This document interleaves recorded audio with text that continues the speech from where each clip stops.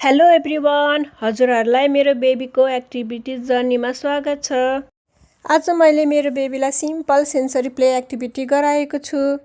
मैले युज गरेको छु मुङको दाल र एउटा ट्रे। मुङको दाललाई ट्रेमा राखेर उसलाई एक्सप्लोर गर्न छाडिदिएको छु। सुरुमा त म बेबीसँगै बसेर खेलेँ एकछिन, अनि त्यसपछि चाहिँ उसलाई एक्सप्लोर गर्न छोडिदिएँ। सुरुमा चाहिँ मैले त्यो मुङको दाल ट्रेमा राख्दा चाहिँ साउन्ड आउँछ नि त, त्यो साउन्डले चाहिँ ऊ डराएको थियो कि, अनि उसले पुस पनि गरेको थियो ट्रे, त्यसैले पछि त ऊ फेमिलियर भएर यस्तो मजाले खेल्यो, पुरै भैँभरि छर्यो के गर्नु। अब 15 मिनटको एक्टिभिटीको लागि मेरो 1 घन्टा गयो। बाबु खुसी भएर खेलेको देखेर त 1 घन्टाको के कुरा गर्नु, 2-3 घन्टा गए नि खेलोस् के। ह्याप्पी बेबी ह्याप्पी मामु। बेबी खुसी भए पो मामु खुसी हुन्छ त, होइन र? Thank you for watching. See you in the next video. यस्तै भिडियोको लागि प्लिज फलो गरिदिनु होला। Bye by.